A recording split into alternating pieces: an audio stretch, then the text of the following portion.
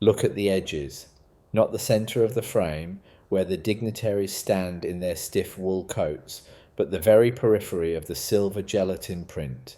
In a small salt paper photograph dated 1854, found in a nameless estate sale in Brussels, there is a man leaning against a stone balustrade. He is not a man, or rather, he is a man in the way a cathedral is a building, scaled to a proportion that defies the internal logic of the street. If you measure the height of the door behind him using the standard load distribution of 19th century masonry, the math fails. The door is 14 feet high. The man's shoulder brushes the lintel. We are told by the institutional gatekeepers that this is a fluke of perspective, a distortion of the primitive lens, or perhaps a decorative folly.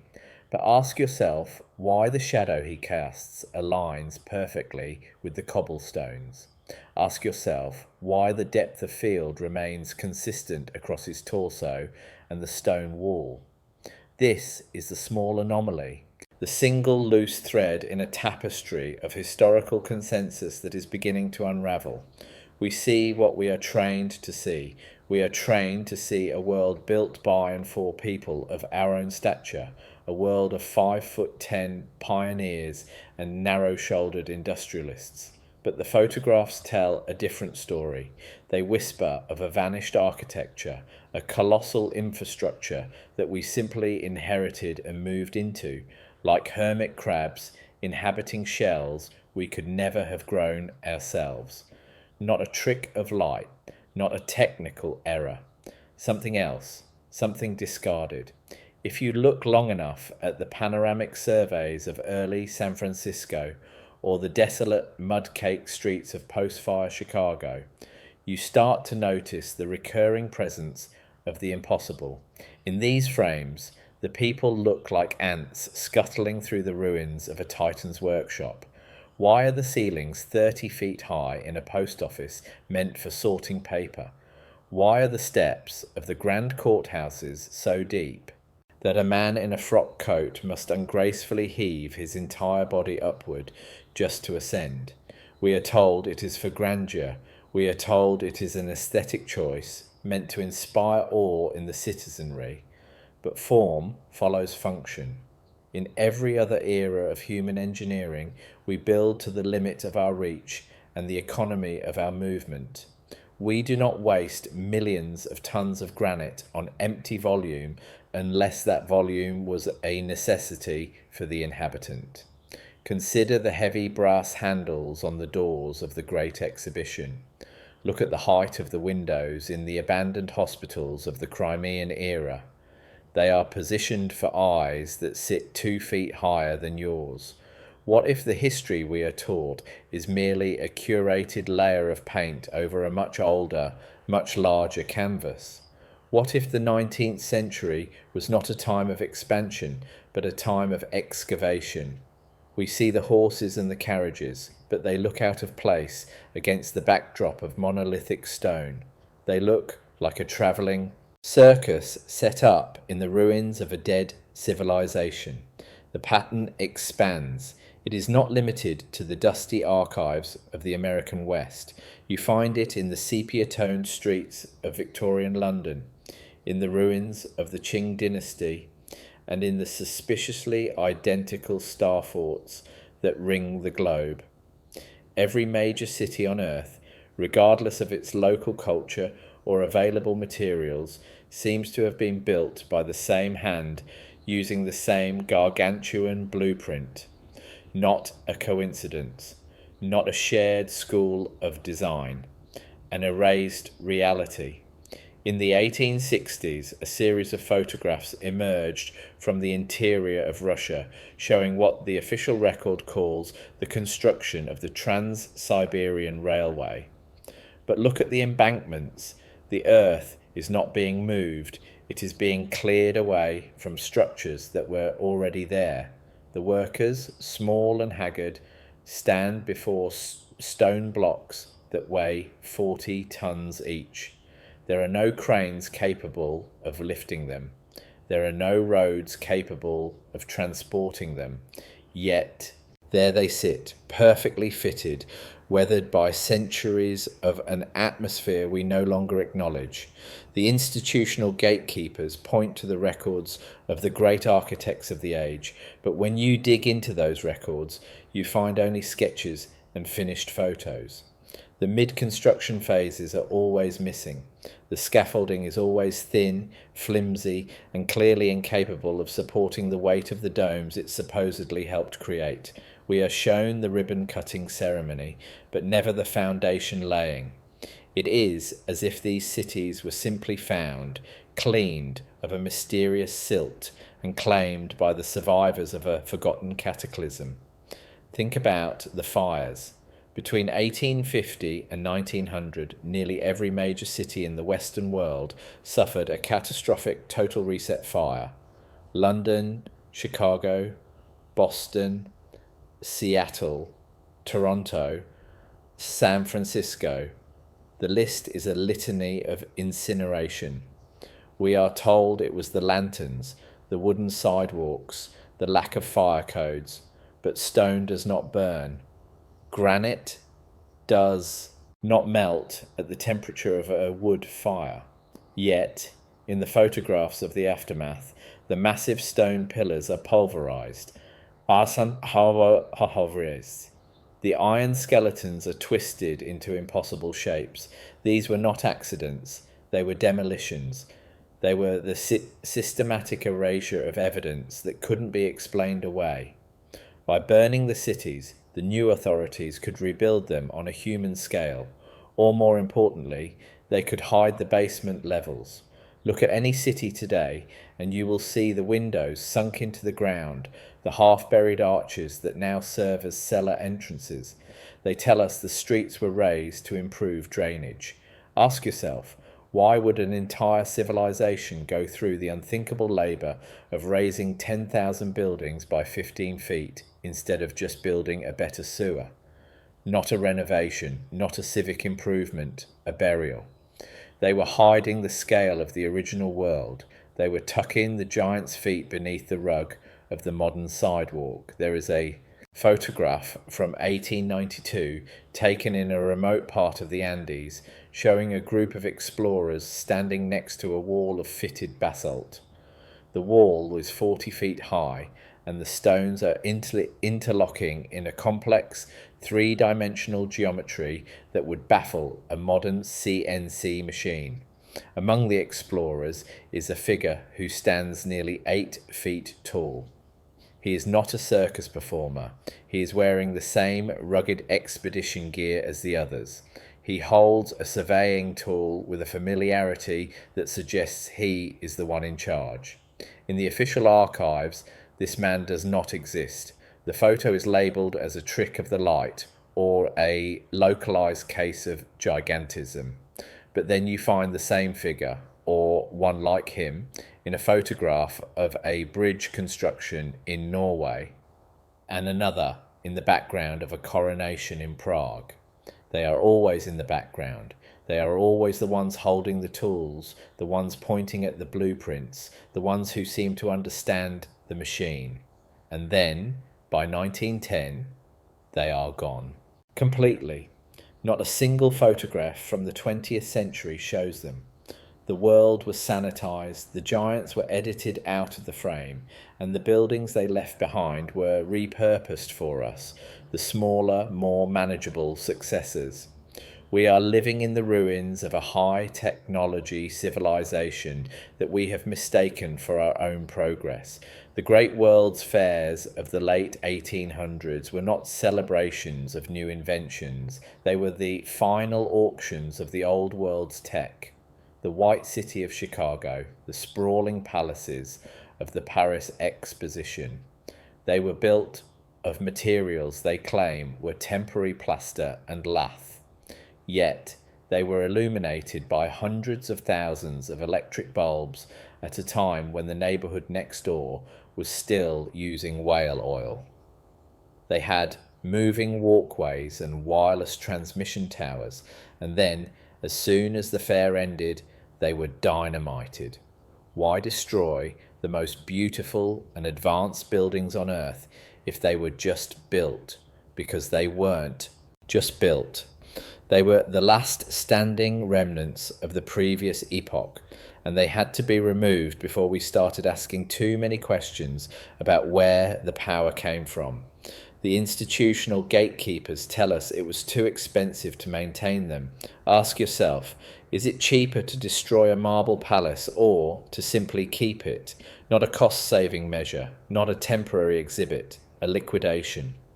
The censorship is not just in the photos, it is in the language itself. We are given terms like neoclassical, Beaux-Arts, and Gothic to categorize things we don't want to investigate. If we give it a name, we think we understand its origin. We are told the Romans built the aqueducts, but we never ask why the Romans needed millions of gallons of water for a population that, according to the records, didn't have indoor plumbing.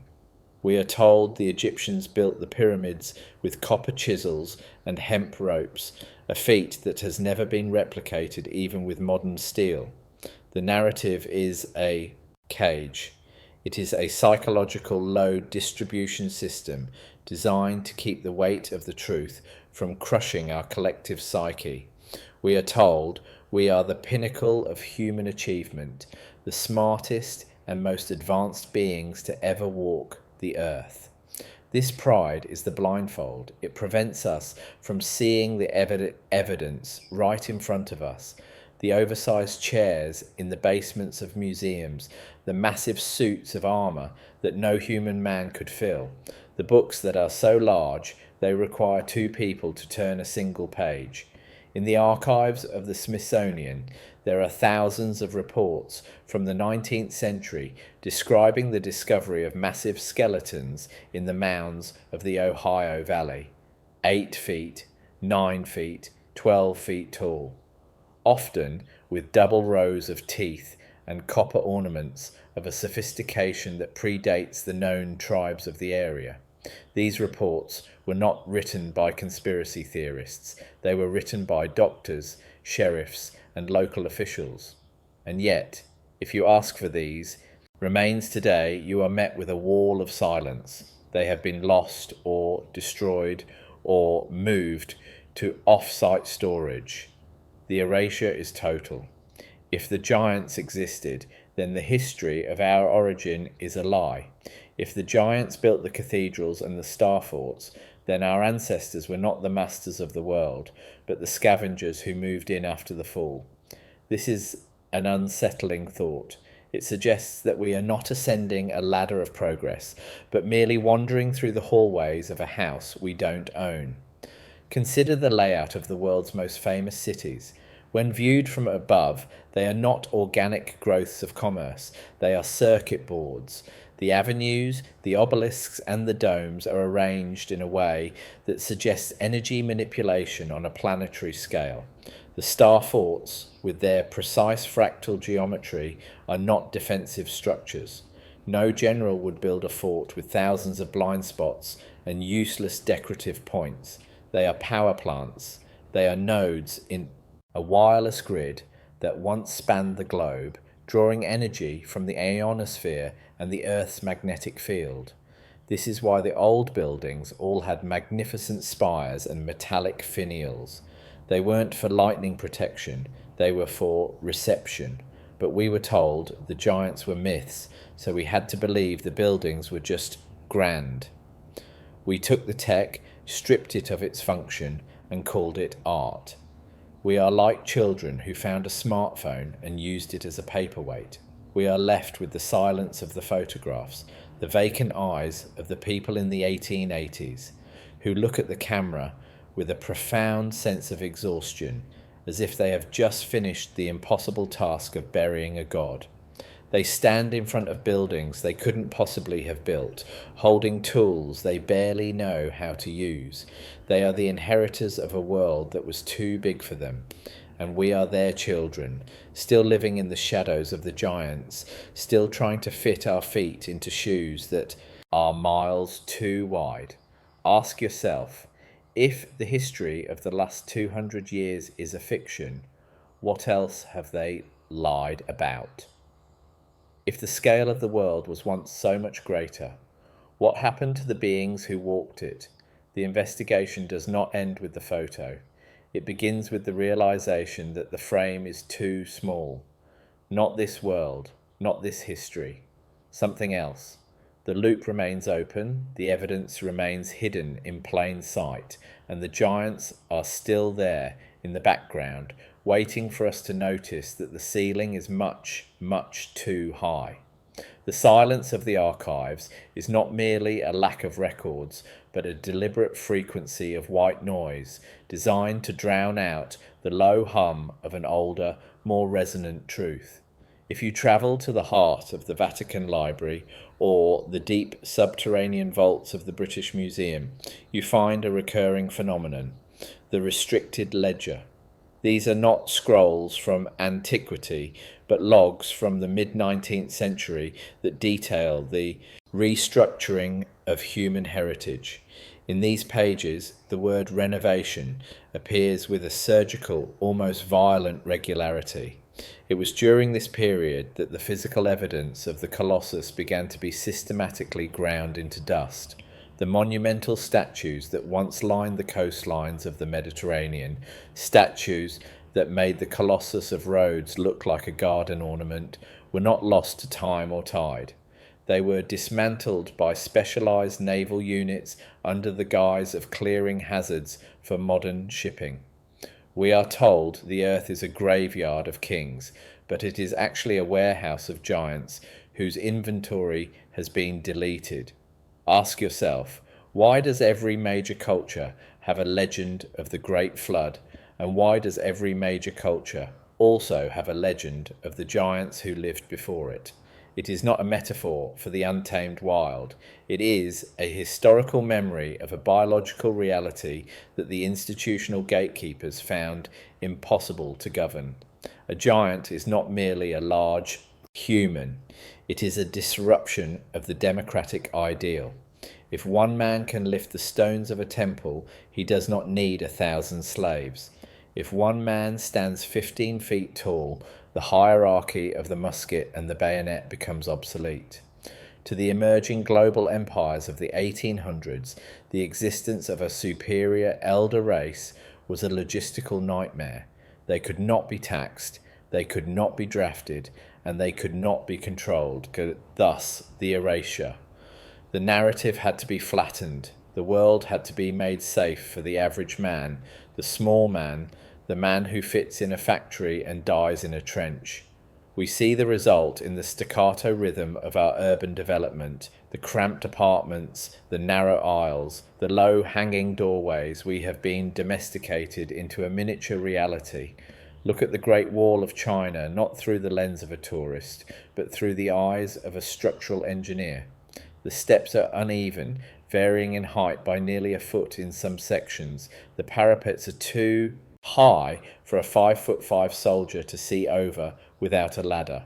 It was not built to keep people out. It was built as a walkway for something much, much larger, not a wall, a highway. Something else. Consider the mechanical impossibility of the old world clocks. In the towers of Prague, Bern, and Venice, there exist astronomical clocks of such staggering complexity that they track the precession of the equinoxes and the movement of the stars with a precision that defies the tools of the Renaissance. We are told these were the works of lone geniuses, master horologists working by candlelight with primitive lathes. But look at the gears.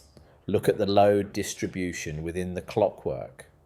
The weight of the iron components in some of these towers exceeds several tons. To move them requires a torque that would snap a human-sized crankshaft. These were not timepieces for the village square. They were the navigational computers of a global civilization that moved in sync with the heavens.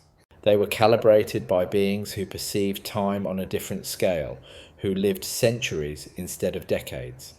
When the reset occurred, we inherited these machines.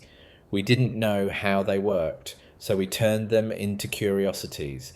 We painted saints on the faces to hide the celestial math. We turned the computers into toys. What if the great migrations of the 1800s were not a search for opportunity, but a repopulation program?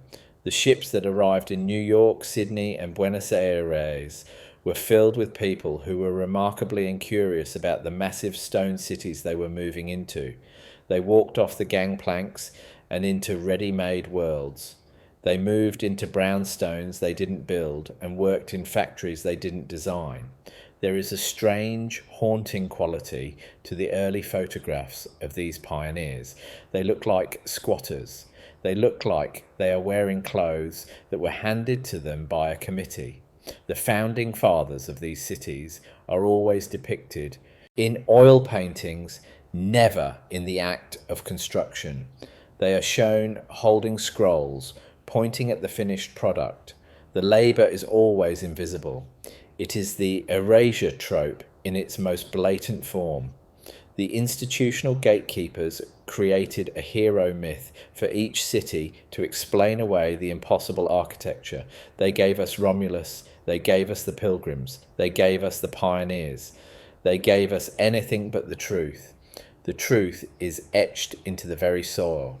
If you use LiDAR to scan the forests of the Amazon or the plains of the American Midwest, the ground begins to speak. It reveals the outlines of massive geometric cities that cover hundreds of square miles. These are not the lost cities of the Maya or the Inca. These are the foundations of the global grid. The mounds are not burial sites. They are the debris of the old world, covered in silt and time.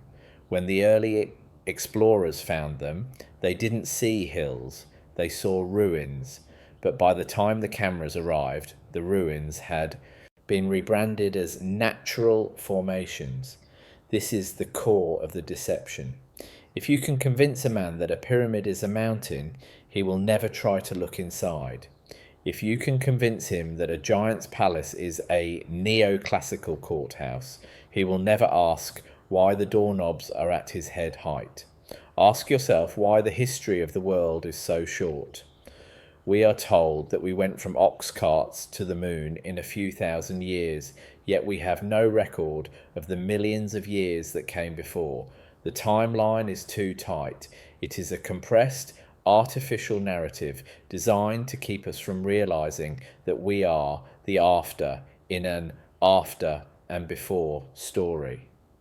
The 19th century was the transition point. It was the century of the Great Cleaning. Every museum established in that era was not a house of learning, but a filter.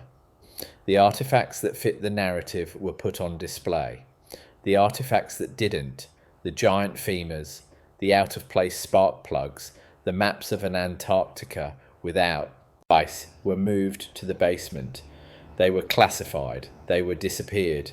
We are allowed to see only the crumbs of our own history. There is a photograph from the 1870s of a land clearing in Australia. In the background, partially obscured by the smoke of a brush fire, is a structure that looks like a truncated pyramid. It is made of polished white stone. The workers in the foreground are cutting down eucalyptus trees with hand saws. The contrast of scale is nauseating. The workers are specks of dust against the backdrop of an eternal architecture. If you search for that structure today, you will find nothing but a flat paddock. It was not destroyed by time.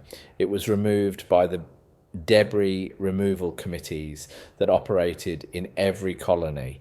They were the janitors of the reset. Their job was to ensure that the new world looked like a blank slate. They were very thorough, but they couldn't get everything.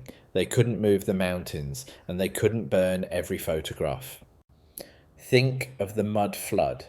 It is a term used by the skeptical, the seekers who notice that the first floor of every old building is buried. The official explanation is street levelling. But look at the photos of the excavation. You see windows with ornate glass, fully intact, 10 feet below the surface. You see doors that lead into solid earth. This was not a civic project. It was a planetary event, a liquefaction of the soil, a tidal wave of silt that smothered the old world in an instant. The giants who weren't killed in the cataclysm were hunted down in the aftermath. The 1800s was a century of Indian wars, colonial expeditions, and scientific surveys. These were not wars of expansion, they were mop-up operations. They were the final battles against the survivors of the old world. When the last giant was killed, the modern era began. The rhythm of the erasure is staccato. A discovery is made. A newspaper reports it. The Smithsonian arrives. The site is closed for public safety. The artifacts are moved. The newspaper issues a retraction. The story dies. Not once, not twice, thousands of times. It is a global pattern of institutional gatekeeping. From the caves of the Grand Canyon to the islands of the South Pacific, the evidence of the Colossus is being scrubbed. But the ghosts remain in the silver gelatin. They remain in the shadows of the doorways that are too tall. They remain in the skepticism of the investigator who refuses to believe that we built the world with hammers and nails. We are the inheritors of a ghost ship. We have taken the bridge, but we have no idea who the captain was. What if the giant photographs are not a mystery to be solved, but a mirror? What if they show us what we were meant to be before we were pruned? The intellectual provocation is this: we are a diminished species. We are the stunted growth of a once magnificent tree. We look at the ruins and we feel a sense of longing, a somber realization that we are living in a world that was designed for someone greater. The skyscrapers we build today are glass needles compared to the stone mountains of the past. We use steel because we have lost the secret of stone. We use oil because we have lost the secret of the ether. We are the scavengers in the Titan's workshop, and the lights are slowly going out. Ask yourself, if they could erase the giants, what are they erasing from your life right now? What is the small anomaly in your own reality that you are being trained to ignore? Not a fluke, not a mistake. Something else. The investigation continues, not in the archives, but in the streets, in the basements, and in the peripheral vision of the mind. The institutional silence surrounding the mid-19th century is not merely a gap in the record. It is a structural necessity for the survival of the modern myth. To acknowledge the Colossus is to admit that the Enlightenment was not a beginning, but a scavenging. Consider the Great Survey of 1871. A coordinated effort across 3 continents to map the world's most ancient ruins. The official reports describe a search for mineral wealth and navigable rivers, but the internal correspondence of the surveyors tells a different story. They speak of anomalous masonry and geometries that interfere with the compass. They found cities in the American West that were not built by nomadic tribes, but by architects who understood the harmonic resonance of granite. These cities were not preserved, they were mined. The stone was hauled away to build the foundations of our modern state capitals, effectively hiding the old world inside the new. Not a preservation, not an excavation, a cannibalization. We are told that the pioneers lived in sod houses and log cabins, yet within a single generation they were supposedly building massive, domed parliaments with marble columns weighing 60 tons each. The logistics of such a feat in a pre-industrial frontier are physically impossible. The fee. Load distribution alone would have required roads that didn't exist and cranes that hadn't been invented, unless, of course, the buildings were already there. What if the Wild West was actually a wild ruin?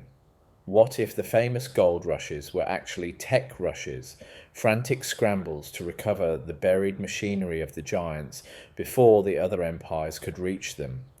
The staccato rhythm of the 19th century, the sudden wars, the rapid industrialization, the instant cities, looks less like human progress and more like a desperate salvage operation. We see the photos of the bearded miners, but we don't look at what they are standing on. They are standing on the ruins of a civilization that used gold not as currency, but as a conductor. Gold is one of the most efficient electrical conduits in existence. When we see the golden domes of the old world cathedrals, we are looking at the remnants of a global power grid. The institutional gatekeepers stripped the gold, called it treasure, and left the stone skeletons for us to inhabit. They turned a planetary utility into a monetary system to keep us tethered to their banks. Ask yourself, why is the gold standard the foundation of modern control? Because it is the stolen fuel of the old world. The erasure trope is most visible in the way we treat the concept of antiquity. We are taught that the world is divided into the ancient and the modern, with a long, dark middle. This middle is the memory hole. It is where the giants were tucked away. If you look at the maps from the 1600s and 1700s, you see a landmass called Tartaria, a sprawling empire that covered most of Asia and North America. By the 1850s, this empire had vanished from the maps entirely. It was not conquered in a single war. It was deleted from the educational curriculum. The giant photographs of the 1800s often show the aftermath of this deletion. Huge, empty cities with perfectly paved streets and no people. These are the ghost towns of history. We are told they were built by mining companies and abandoned when the veins ran dry. But why build a 5-story opera house in a town of 300 people? Why install vaulted ceilings and stained glass in a temporary camp, not a boom town, not a settlement, a remnant? Something else. Consider the orphans of the late 1800s. In the decades following the Great Fires and the supposed mud floods, there was a sudden global surge in orphan trains. Thousands upon thousands of children were shipped across the world, from the old cities of Europe to the new settlements of the West and Australia. We are told they were the victims of poverty and disease. But ask yourself, where were the parents? And why were these children placed in industrial schools where they were taught a very specific, very limited version of history? They were the blank slates. They were the first generation of the reset. They were moved into the empty cities and told that their ancestors had built them with nothing but grit and hand tools. They were the ones who were trained to ignore the 14-foot doors. They were trained to see the giants as fairy tales, even as they walked through the giants' hallways. The children were the ultimate tools of the institutional erasure. If you control the memory of the child, you control the reality of the adult. The technical language of the 19th century is a smokescreen. We are given thermodynamics to explain away the free energy of the ether. We are given evolution to explain away the biological diversity of the past. We are given gravity to explain why we are pinned to a world that feels increasingly like a prison. But the giants knew a different set of laws. They knew how to manipulate the weight of stone through sound. They knew that the bells in the towers weren't for calling people to prayer, but for creating a standing wave that could levitate massive loads. This is why the great bells of the world were all melted down or silenced during the reset. They were the keys to the giants' technology. The institutional gatekeepers replaced the harmonic resonance of the bells with the discordant noise of the steam engine. They traded the music of the spheres for the clatter of the factory. Not an upgrade, not an evolution, a downgrade. Think about the insane asylums of the 1800s. These were not hospitals. They were massive, fortress-like structures built on the same scale as the cathedrals. Why were they so large? And why were so many people committed to them for the crime of religious excitement or dementia? In a world where the history has been erased, the people who remember the truth are called mad. The asylums were the holding pens for the dissidents of the reset. If you saw the giants, if you remembered the fire that didn't burn, if you knew the secret of the towers, you were removed from society. The asylums were built with the same neoclassical grandeur as the rest of the ruins, because they were part of the original grid. They were repurposed as prisons for the mind. The institutional gatekeepers used the architecture of the old world to break the spirit of the new. There is a photograph from 1865 taken in the heart of a recently settled city in the Midwest. It shows a street that is nearly 200 feet wide. On either side are monolithic buildings that look like they belong in a futuristic metropolis, yet the street itself is nothing but mud. There are no sidewalks, no sewers, no signs of life, except for a single horse-drawn carriage. The carriage looks ridiculous, like a toy left on a banquet table. This contrast of scale is the smoking gun of the reset. It proves that the infrastructure preceded the population. The people didn't build the city, they arrived in it. They were the maintenance crew for a world they didn't understand.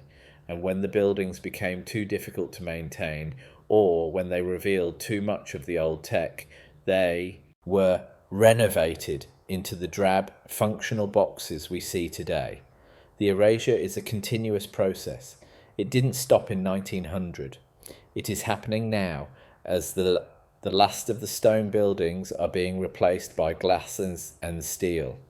The skeletal remains of the giants are still being found, but the narrative has moved from erasure to ridicule.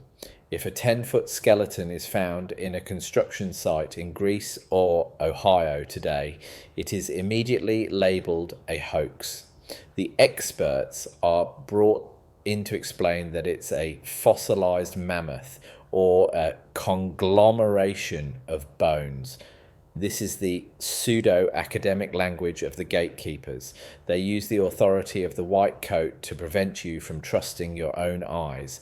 They tell you that your ancestors were primitive, that they lived in caves, and that any evidence to the contrary is a pseudo-archaeological myth. But ask yourself, who benefits from your ignorance? Who benefits from a world where we believe we are the highest form of life, even as we struggle to pay for the energy that was once free? Not the people, not the investigators, something else. We are looking for the giants in the wrong places. We are looking for their bones, when we should be looking at their shadows. The shadows are the shapes of our cities. The shadows are the ley lines that still pulse beneath the pavement. The shadows are the forbidden frequencies that we are told are dangerous to our health. The giants were not just tall people. They were the guardians of a high resonance reality. When they were removed, the resonance dropped. The world became heavier, darker, and more difficult to navigate. We are the survivors of a long, slow fall. The giant photographs are the only evidence we have left of the height from which we tumbled. They are the postcards from a home we were forced to forget. The intellectual provocation of this investigation is not to prove that giants existed, but to ask why their existence is so dangerous to the status quo. What would happen if we realized that we are living in a borrowed world? What would happen if we stopped believing in the progress of the last 2 centuries and started looking for the knowledge of the last 2 millennia? The unresolved philosophical open loop is this. If the giants were erased because they were too big to control, what does that say about the people who did the erasing? And what does it say about us, who continue to live in the giant's house, pretending that we built the walls? The mystery is not in the past. It is in the present. It is in the way we choose to see, or not see, the world right in front of us. The photographs are just the beginning. The real investigation is the one you do every time you walk down a street and ask, what if the silence of the great exhibitions is perhaps the most haunting frequency of all? We are taught that the Crystal Palace of 1851 and the subsequent World's Fairs were temporary triumphs of Victorian ingenuity, vast structures of glass and iron built in months and dismantled in days. But look at the technical terms of their construction: prefabricated modules, standardized load distribution, rapid deployment. These are the buzzwords of a narrative that cannot explain the reality of the structures. To build a cathedral of glass that covers 19 acres in 9 months, using only horse-drawn carts and manual pulleys, is a logistical impossibility that defies every law of 19th century engineering. Ask yourself why these temporary palaces were equipped with massive permanent pipe organs that took years to tune. Ask yourself why they were built on foundations of deep sunk masonry that would take decades to settle. They weren't built for the fairs, they were reclaimed. They were the remnant hubs of a global atmospheric energy grid, repurposed as museums to showcase the new inventions of the reset. When the exhibitions ended, the palaces were burned or relocated until they conveniently disappeared. It was the ultimate erasure, a grand unveiling of the old world disguised as the birth of the new, followed by a systematic demolition of the evidence. Consider the star forts of the mid-1800s, those perfectly symmetrical, fractal bastions that appear in the archives of every continent, from the Americas to the heart of Africa. The institutional gatekeepers call them tres italiennes, or defensive fortifications meant to deflect cannon fire. But look at the geometry, look at the scale. The precision of the angles is so acute that it suggests a knowledge of wave interference and frequency resonance. These were not military outposts, they were massive capacitors.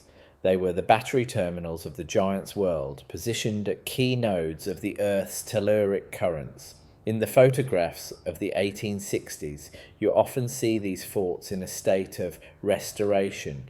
You see the small men of our era piling dirt over the stone walls, turning these high-tech power stations into earthen mounds to hide their true function. We are told the pioneers built them to hide from arrows. Ask yourself, why would a pioneer build a multi-million-ton granite star with 16-point symmetry to defend against a handful of local tribes? Not a fort, not a defense, something else. The rhythmic sentences of the official record tell us that the 1800s were a time of manifest destiny and imperial expansion. This language is a rhythmic distraction. While the public was focused on the borders of nations, the invisible hand of the reset was focused on the borders of reality. In the deep basements of the great libraries, there are maps that show a different topography, a world where the continents are connected by massive stone causeways, where the poles are not frozen wastes but lush, inhabited lands. These maps were not errors of primitive cartography, they were the accurate surveys of the giant's world. By the mid-1880s, these maps were gathered and replaced with the Mercator projection, a distorted view that shrunk the world and isolated the continents. The geography was flattened, just as the history was flattened.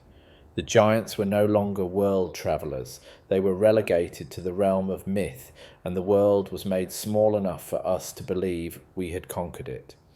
What if the Great Depression of the 19th century, the Long Depression of 1873, was not an economic fluke, but the cost of the reset?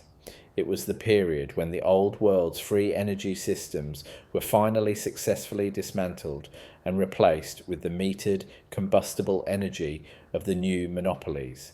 The poverty and misery of that era were the direct result of a civilization losing its connection to the ether.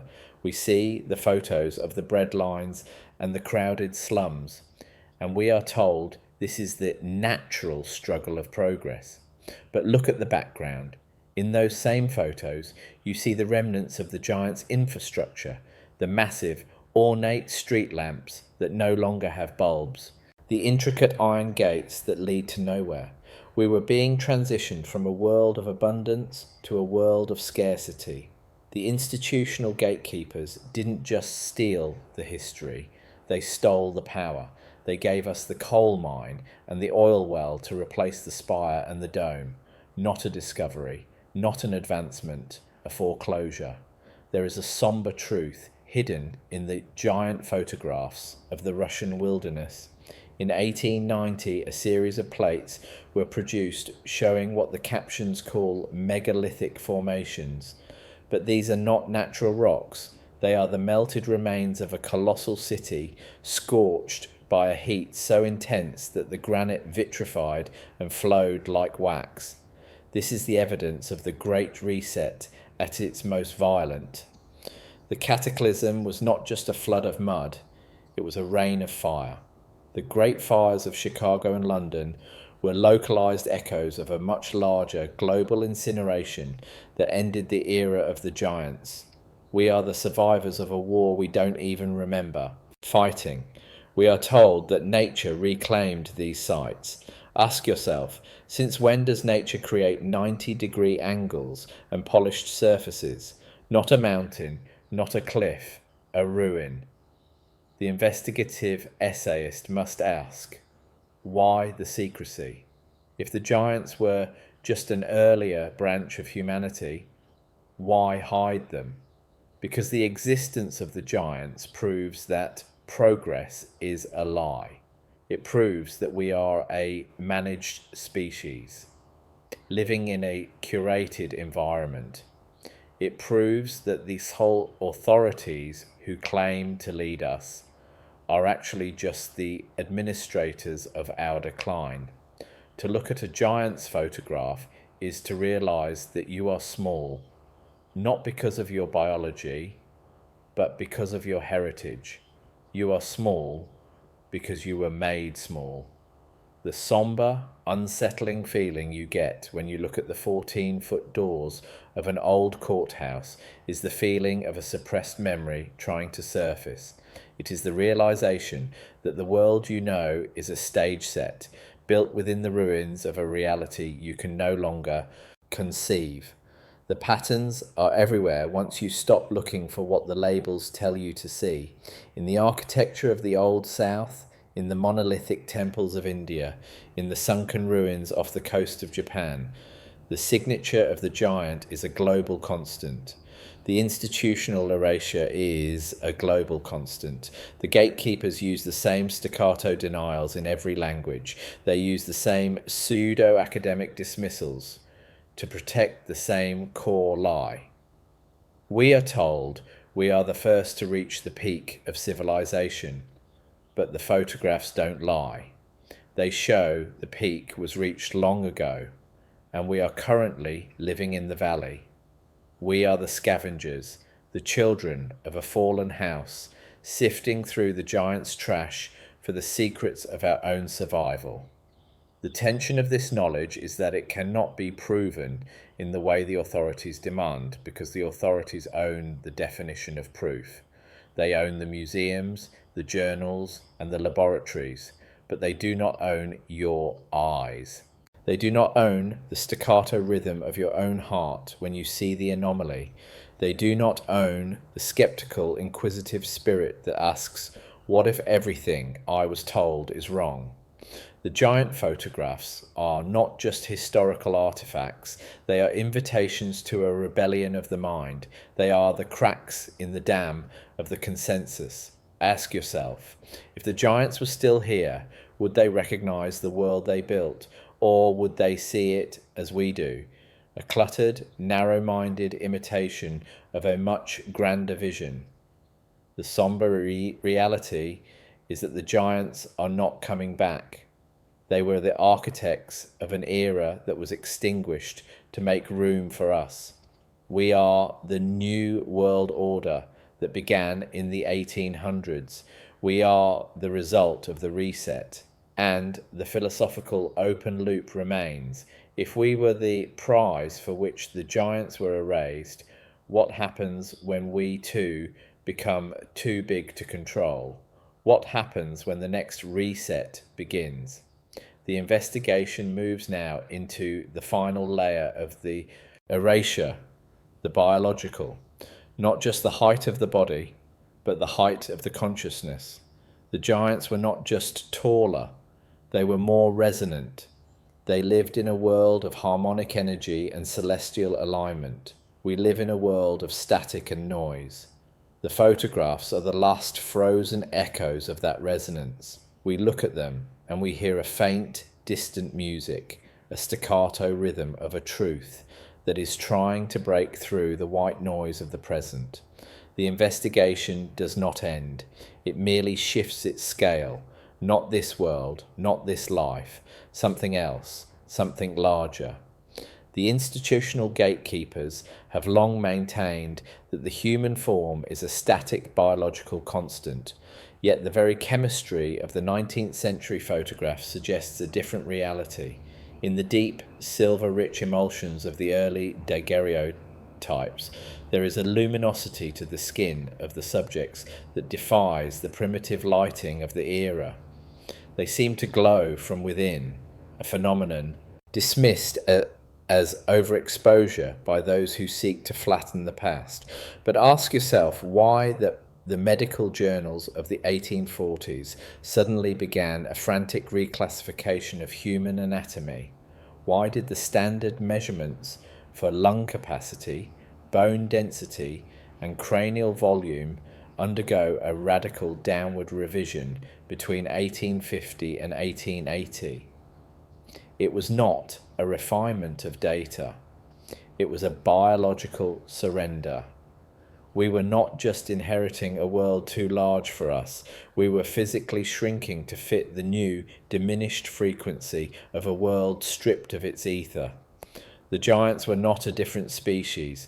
They were the potential of what a human becomes when the planetary resonance is not being suppressed.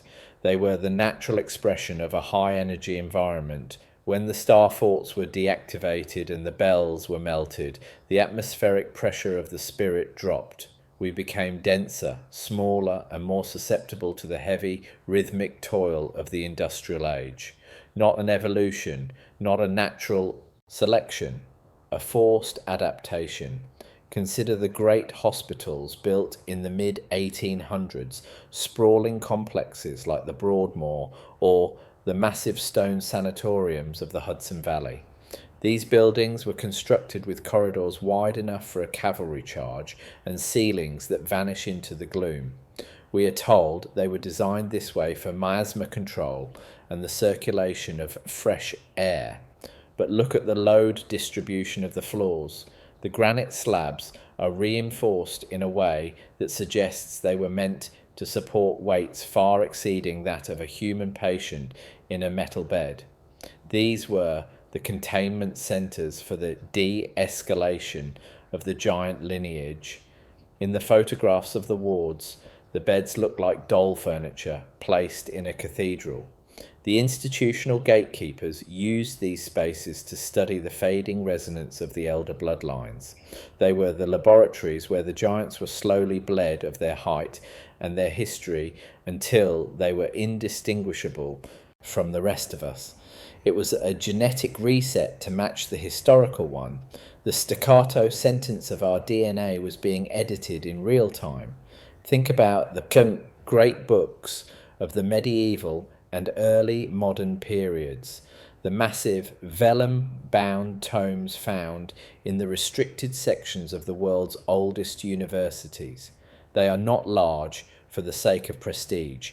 They are large because the hands that turned the pages were twice the size of yours. The letters are not printed. They are illuminated in a way that vibrates when viewed under specific frequencies of light. We are told the monks spent lifetimes on a single book. Ask yourself, why would a civilization of primitive farmers produce books that require the physical strength of a giant to lift and the optical precision of a telescope to decode? They were not writing for us. They were writing for the residents of the star forts, the masters of the celestial grid. When the reset was finalized in the late 1800s, these books were gathered and locked away, replaced by the mass-produced small print textbooks of the compulsory education system. The giant's knowledge was condensed into a form we could carry, but in the process the depth was lost. We kept the words, but lost the resonance. There is a somber photograph from an 1888 excavation in the Valley of the Kings. It shows a doorway that has been uncovered after 3,000 years of sand. The doorway is 20 feet high, topped with a lintel of a single 500-ton block of rose granite. Standing in the opening is a modern archaeologist in a pith helmet, looking like a beetle crawling through a crack in a wall. The official narrative says this door was built for the gods. But what if gods was just the name the small survivors gave to the giants? What if the Egyptian civilization was not the builder, but the caretaker? In every corner of the globe, from the megaliths of Baalbek to the sunken ruins of Nan Madol, we find the same pattern. A colossal stone, base of impossible precision, topped with the crude, smaller brickwork of our recorded ancestors. We are the layers of dust on a masterpiece. We are the squatters in the palace. The intellectual provocation of the investigative essayist is to look at the urban exploration of our current era and see it for what it truly is, a reconnaissance mission. When we descend into the abandoned subways of New York or the catacombs of Paris, we are not looking at the infrastructure of the 1900s. We are looking at the foundational tunnels of the giant's world. The brickwork is too uniform, the arches too perfect, the depth too extreme for the steam shovels of the Victorian era. The institutional gatekeepers tell us these tunnels were dug by hand. Ask yourself, where did the millions of tons of excavated earth go? There is no record of it in the city archives. The earth wasn't removed. The tunnels were already there, remnants of a subterranean grid that connected the star forts. We simply cleared the silt and laid our pipes inside them. We are living on top of a multi-layered machine that we no longer know how to turn on. The tone of our history is a persistent, somber lie. We are told we are the moderns, the ones who finally conquered the darkness. But the photographs tell us we are the ones who turned the lights off. Look at the night surveys of the early 1900s. The cities are dark, save for a few flickering gas lamps. Yet in the drawings and early photos of the 1880s, the same cities were ablaze with etheric light, a cold, wireless luminescence that emanated from the tops of the buildings. The institutional gatekeepers tell us these were just artists' renderings. But what if the artists were the only ones telling the truth? What if the dark ages didn't happen in the distant past, but in the heart of the 19th century, when the power was cut and the giants were erased? We are living in the blackout.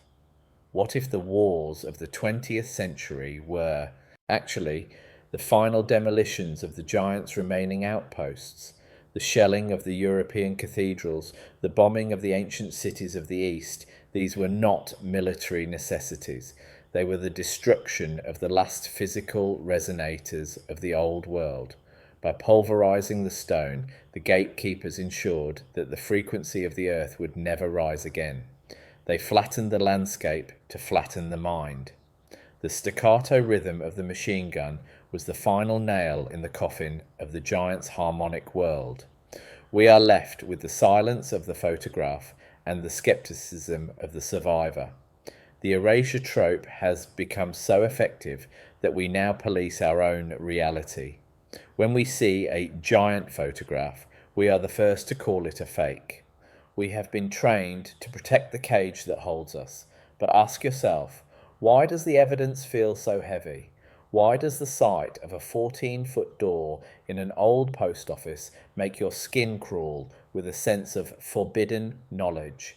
Because your DNA remembers. The small, edited version of you is still haunted by the memory of the Colossus. You are not a traveller in a new world, you are a ghost in an old one.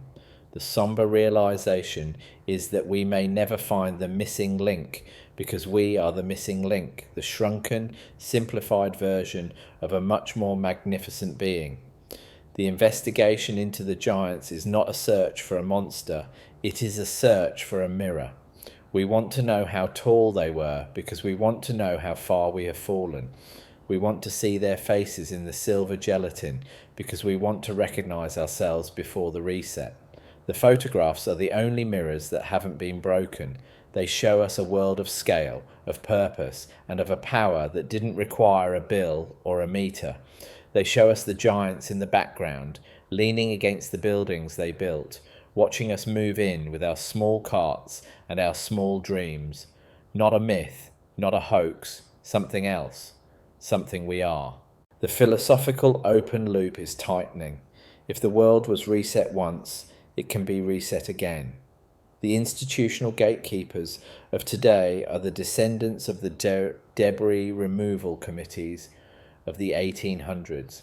They are still watching the scale of our ambitions. They are still monitoring the frequency of our discoveries. If we begin to grow too tall, if we begin to remember the secret of the stone and the ether, the fire will return. The Great Reset is not a historical event. It is a recurring protocol. We are the crops, and the giants were the last harvest that grew too large to be gathered. We are being kept small for our own safety. Ask yourself, are you ready to be tall again? Or is the ceiling of the modern world finally low enough to feel like home? The rhythmic ticking of the clock in a modern apartment is a shallow heartbeat compared to the deep, resonant pulse of the 19th century towers. We are told that the Industrial Revolution was the crowning achievement of the small man, a victory of sweat and steam over the inertia of the past. But look at the technical terms of the era's most ambitious projects: the Crystal Palace, the Eiffel Tower, the Great Eastern Steamship. These were not the products of a burgeoning science. They were the desperate attempts of a new, smaller elite to replicate the scale of the world they had just seized. In the archives of the 1889 Exposition Universelle, there are photographs of the tower's base that show foundations already weathered by decades of salt and wind. The institutional gatekeepers claim it was built in 2 years.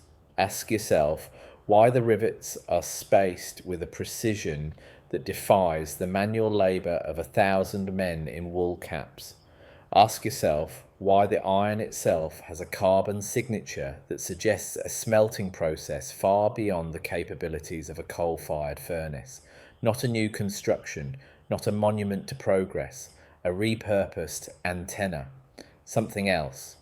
The sombre reality of the urban exploration narrative is that we are not discovering the hidden, we are rediscovering the discarded.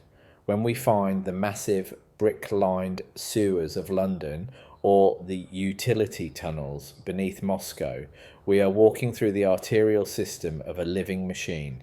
The architecture is not utilitarian, it is sacred. The vaults are ribbed with stone patterns that mirror the geometry of the stars. The institutional gatekeepers tell us this was merely Victorian excess, but why waste beauty on a sewer? Why carve gargoyles into the supports of a water main? Because it wasn't a water main, it was a conduit for the liquid light, the etheric fuel that once powered the global grid. We took the pipes of the giants and filled them with waste. We took the cathedrals of energy and filled them with pews. We are the inheritors of a masterwork who have turned the canvas into a floor mat. Consider the Great Reset of the 1870s, specifically the systematic destruction of the world's most advanced laboratories. In the 1880s, the official record shows a sudden, unexplained closure of private research facilities across Europe and America. These were the places where the last of the giants' tech was being reverse engineered, when the gatekeepers realized that this tech, free, wireless and limitless, would make their new systems of control obsolete. They acted. They didn't just burn the buildings, they burned the minds. This is the era of the mad scientist trope, a psychological operation designed to make the pursuit of the old world's energy seem dangerous and insane. If you sought the power of the ether, you were a Frankenstein. If you spoke of the giants, you were a Don Quixote. The language was weaponized to create a boundary between the rational modern man and the irrational truth. What if the great migrations were actually refugee movements? In the mid-1800s, millions of people fled the interior of Russia, the mountains of the Caucasus, and the plains of Tartaria. We are told they were fleeing famine, but the photographs of the time show these people arriving in the ports of New York and Galveston with nothing but the clothes on their backs, yet they possess a look of profound existential terror. They weren't looking for a better life, they were running from the fire. They were the witnesses to the final collapse of the giants' last strongholds. They were the ones who saw the towers fall and the mud rise. To ensure their silence, the institutional gatekeepers split them up, renamed them, and scattered them across a continent of empty cities. They gave them a new language, a new history, and a new American dream to replace the nightmare they had just escaped. Not a land of opportunity, a land of amnesia. The technical terms of load distribution and structural integrity are often used to justify why the old buildings were demolished. The authorities tell us that the stone was fatigued or the foundations were unstable. But if you look at the demolition photos of the 1890s, you see workers struggling to make a dent in the masonry with dynamite. The buildings were stronger than anything we could build today. They weren't unstable, they were permanent, and that was the problem. A permanent world is a world that cannot be sold back to you every 20 years. The gatekeepers needed a world that rots, a world of wood and drywall, a world of planned obsolescence. They had to destroy the giant stone to force us into the small man's debt. The staccato rhythm of the wrecking ball was the heartbeat of the new economy. Ask yourself about the obelisks that are scattered across every major capital. We are told they are Egyptian trophies brought over by the empires of the 1800s. But look at the logistical nightmare of moving a 300-ton monolith across an ocean on a wooden ship. The math doesn't work. The ships would have capsized. The cranes would have snapped. The truth is much simpler and much more unsettling. The obelisks were already there. They are the grounding rods of the old grid. The monuments were not moved to the cities. The cities were built around the monuments. The institutional gatekeepers merely claimed them. etched their own names into the base, and told us a story of heroic transport that never happened. It is the erasure trope in its most vertical form. The tension of this investigation lies in the unresolved philosophical open loop. If we are living in a managed reality, then our entire concept of identity is a fabrication. We are not who we think we are. We are not the pinnacle of a long climb. We are the descendants of a fall that has been disguised as a rise. The giant photographs are the only evidence that the fall ever happened. They are the small anomalies that prove the grand pattern. When you look at the face of a man in an 1850s daguerreotype, you are looking at someone who is halfway between two worlds. He still has the resonance of the giants in his eyes, but he is already wearing the shackles of the reset.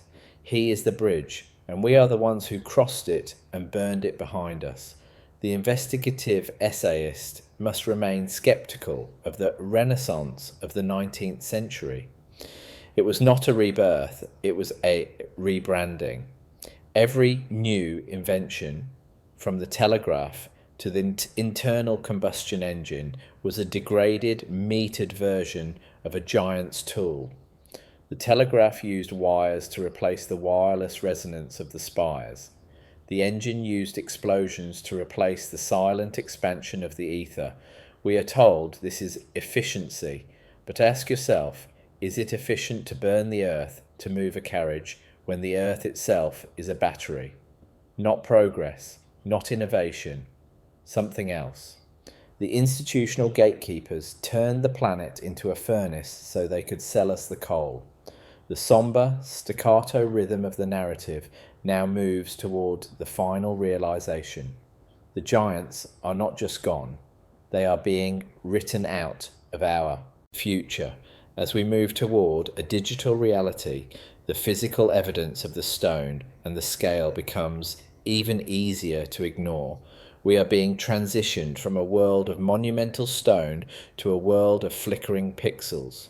In the digital reset, even the photographs can be erased with a single command. The giant photographs are the last physical line of defense. They are the silver on glass witnesses to a truth that cannot be deleted without destroying the archive itself. But as the archives move to the cloud can be reshaped. The giants are fading for the second time. Ask yourself, if the giants were here today, would they be able to breathe our air? Or is the very atmosphere of the modern world designed to keep us small? The institutional gatekeepers have modified the frequency of the world to ensure that nothing of that scale can ever rise again. We are kept in a state of low-level vibration, distracted by the staccato noise of the news and the rhythmic consumption of the small. The somber truth is that the giants didn't just leave. They were pushed out by a world that no longer had room for the magnificent. The investigation is not just about the past. It is about the ceiling that is slowly closing in on us. It is about the 14-foot doors that we are being told were always just for show. The institutional gatekeepers have a particular fondness for the word folly. When a structure appears in the historical record that defies the primitive tools of the 1800s, it is labelled a folly, a whimsical, useless construction built by a bored aristocrat with too much stone and not enough sense. But look at the technical terms of these so-called follies: crystalline alignment, acoustic focusing, thermal inertia. These are not the hallmarks of whimsy. They are the specifications of a laboratory. In the rugged highlands of Scotland and the dense forests of the Pacific Northwest, there exist stone towers with no stairs, no windows, and walls 10 feet thick. We are told they were vanity projects. Ask yourself why a man would spend a fortune to build a windowless cylinder on a remote peak. Ask yourself why the interior of these towers is lined with conductive copper sheeting, often stripped away by scavengers in the early 1900s. Not a folly. not a decorative ruin, a resonator, something else. The giants used these towers to bridge the gap between the terrestrial and the celestial, drawing the static charge of the atmosphere into the stone to heal, to power, and to communicate. When the reset came, the copper was taken, the giants were silenced, and the towers were left as mysteries for the curious to ponder and the academic to dismiss. The rhythmic sentences of the official geological surveys tell us that the Earth is a slow, grinding machine of plate tectonics and erosion. This language is designed to make the Great Reset seem impossible. If the Earth moves in inches over eons, then a global cataclysm in the 19th century is a fantasy. But look at the soil profiles. In the photographs of the first transcontinental railroads, you see layers of charcoal, pulverized brick, and vitrified sand sitting directly beneath the topsoil. This is not the result of eons. This is the result of a flash. The institutional gatekeepers call it volcanic ash or glacial till. But ash doesn't contain the melted gears of a clock. Glacial till doesn't contain the charred remains of a silk dress. We are told the mud flood is a conspiracy of the uneducated. Ask yourself why the founding fathers of the Smithsonian were so obsessed with leveling the mounds of the Ohio Valley before they could be properly mapped. They weren't just clearing the land. They were burying the evidence of a thermal event that turned the giant cities into the natural hills we hike upon today. The erasure trope is most effective when it is scaled to the size of a mountain. Consider the great orphanages of the late Victorian era, those massive monolithic institutions that look more like fortresses than homes for children. In the photographs of the 1890s, the children are always dressed in identical drab uniforms, standing in staccato rows under the watchful eyes of instructors who look like wardens. These were the re-education camps of the reset. The children were not just orphans of poverty, they were the orphans of a lost civilization. Their parents had been liquidated during the fires and the clearings, and the children were the raw material for a new, compliant humanity.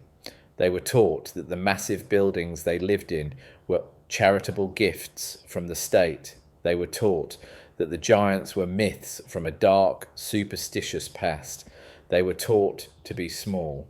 The institutional gatekeepers knew that if you break the line of oral history for just one generation, you can rewrite the past forever. We are the descendants of those broken children. We are the ones who believe the lie, because our great-grandparents were forced to forget the truth.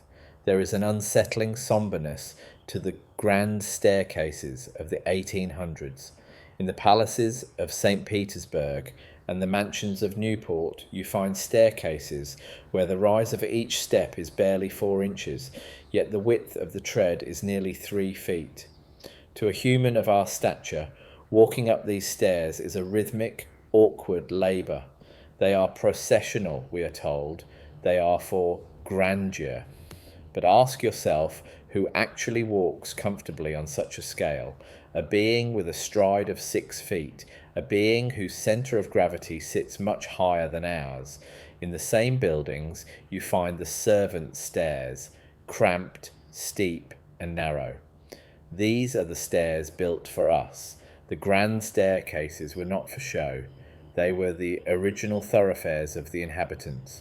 We kept the palaces, but we couldn't change the stone, so we invented a style to explain why we look so small and out of place within our own homes.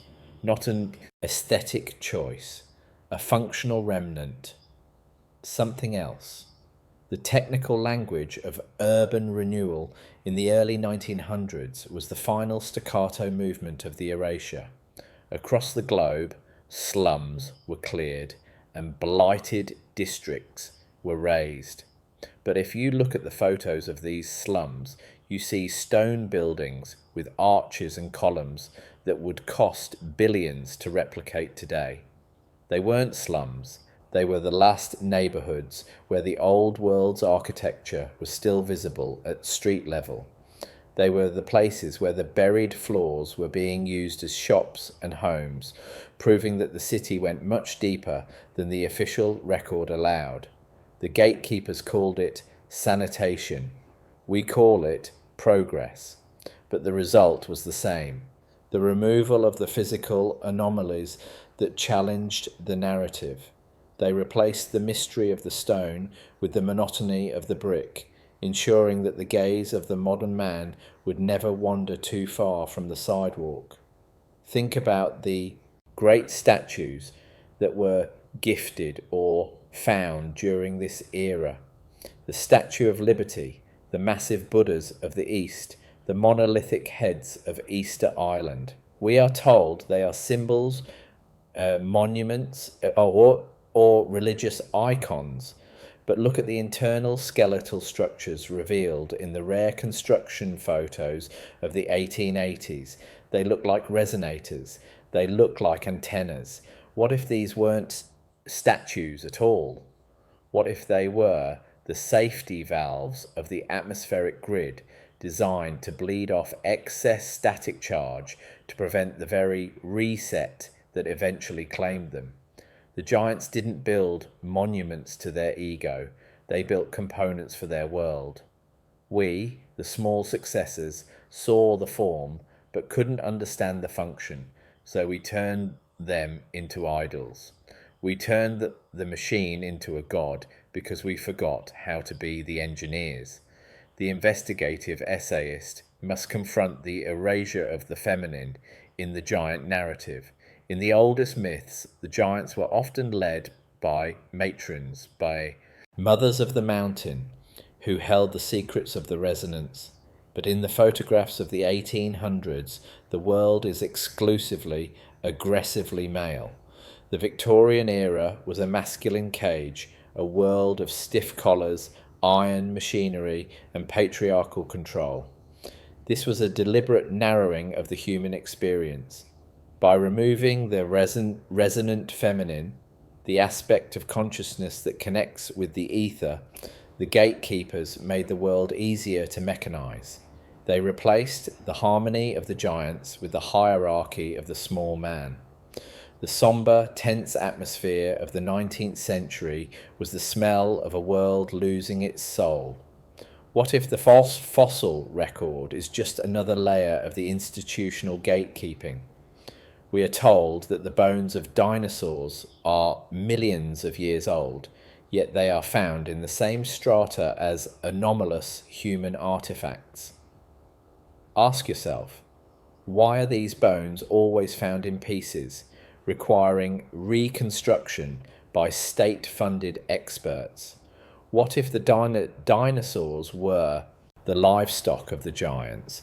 What if the dragons of our myths were just the reality of a high oxygen, high resonance biosphere that we destroyed? The gatekeepers gave us prehistory to push the giants so far back in time that they couldn't possibly interfere with our modern politics. They took the residents of the 1800s and moved them to the Jurassic, leaving us alone in a world that feels hollow and young. The tension of the investigation reaches its peak when we look at the World's Fair maps. They show the world divided into civilized nations and primitive colonies, but the architecture in the colonies is identical to the architecture in the capitals. A neoclassical post office in Calcutta is the same as one in London. A star fort in South Africa is the same as one in Quebec. This proves that before the imperial expansion, there was a global unity. There was one civilization, one scale, and one language of stone. The empires of the 1800s didn't create these networks. They inherited them and fought over the pieces. The wars of colonization were actually the wars of the partition of the giant's estate. We are told we brought civilization to the wild. Ask yourself, how can you bring civilization to a place that already has a star fort? Not an expansion, a takeover. The unresolved philosophical open loop is this. If we are the result of a deliberate biological and historical downsizing, what is the next step in the protocol? We are already being told that the future is digital, that the physical body is obsolete, and that we should live in smart cities that are even smaller and more controlled than the brick and mortar ruins of our ancestors. The reset is not over. It is accelerating. The giant photographs are not just a look back, they are a warning. They show us what happens to a species that loses its scale. It becomes a guest in its own home, a tenant in a world it no longer understands. The giants are gone, but their shadows are still growing. And as the lights of our civilization flicker, those shadows are beginning to look more and more like the walls of a prison. The rhythmic pulse of our modern era is a low-frequency hum, a sound designed to soothe the inhabitant of a small world. But if you look into the silver nitrate depths of a panoramic photograph taken in the American Midwest in 1878, you will find a silence that is far more profound. In this frame, a new county courthouse stands amidst a sea of mud and wooden shacks. The building is a monolithic masterpiece of red granite and white marble, featuring a dome that reaches 200 feet into the air. There are no roads leading to it. There are no factories within 500 miles capable of milling the glass for its massive arched windows. The institutional gatekeepers call this frontier spirit. They tell us that the pioneers hauled at these stones on wooden sleds across the trackless plains because they valued civic beauty. Ask yourself, would a man struggling to feed his family in a sod hut spend his last copper on a 30-foot high ceiling for a records room? Not a testament to grit, not a gift to the future, a remnant of a previous grid, something else. The technical terms of the 19th century, terms like masonry, plumbing, and ventilation, were often used as linguistic cloaks for far more advanced systems. In the basement of an abandoned asylum in upstate New York, investigators recently found a series of ventilation shafts lined with alternating layers of copper and quartz. According to the load distribution of the building, these shafts were entirely unnecessary for air circulation. However, for a student of atmospheric electricity, they are instantly recognizable as primitive waveguides. The giants did not heat their buildings with coal. They resonated them. They used the very structure of the stone to draw thermal energy from the ether. When the reset was finalized, the gatekeepers installed steam radiators and coal furnaces, physically scarring the stone to hide the fact that the buildings were once self-sustaining. We were moved from a world of free, ambient warmth to a world where survival is a monthly subscription. The staccato clinking of a radiator is the sound of our dependency. Consider the great erasure of the maritime records. In the mid-1800s, the design of ships underwent a sudden radical shift. We are told this was the natural transition from sail to steam, but look at the early photographs of the ironclads and the Great Eastern. They don't look like ships, they look like floating power stations. Their hulls were not designed for speed, but for displacement and stability in a world where the oceans were higher and the currents were different. The giants were masters of the water, utilizing the saline conductivity of the seas to transmit power between continents. When the reset occurred, the naval boards of the new empires seized these vessels and stripped them of their internal machinery. They added massive, inefficient smokestacks to hide the true source of the ship's propulsion. We see the black smoke in the photographs, and we believe in the power of coal.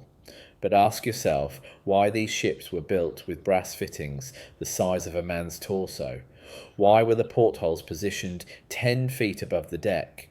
The giants weren't just the builders of the cities, they were the navigators of the globe. The somber reality is that the world's fairs were the final auctions of the giants' maritime technology. The White City of Chicago was built on the edge of a lake not for the view, but because it required the water for its cooling systems. The electric fountains weren't just for show. They were the discharge points for the surplus energy generated by the palaces themselves. In the rare, unedited photographs of the 1893 fair, you can see the staff of the exhibition. Thousands of men in identical suits systematically removing crates of equipment and loading them onto trains before the accidental fires began. They were the scavengers of the high-tech, clearing the stage before the small audience was allowed to enter. The erasure trope was performed in broad daylight under the guise of celebrating progress. We are the heirs to a world we have forgotten how to use. The giant photographs are the blueprints of our own potential, frozen in time and silver. They show us that we were not always meant to be small, and that our history is not a ladder, but a cycle of pruning. The philosophical open loop remains. If the giants were the last harvest, what are we? Are we the new crop, or are we the weeds that grew in the ruins? The investigation does not end with a conclusion. It ends with a choice. You can see the world as the gatekeepers described it, a series of follies and accidents, or you can see it for what it is, a monumental, hushed machine waiting for a hand large, enough to turn the key. Not this story, not this truth, something else.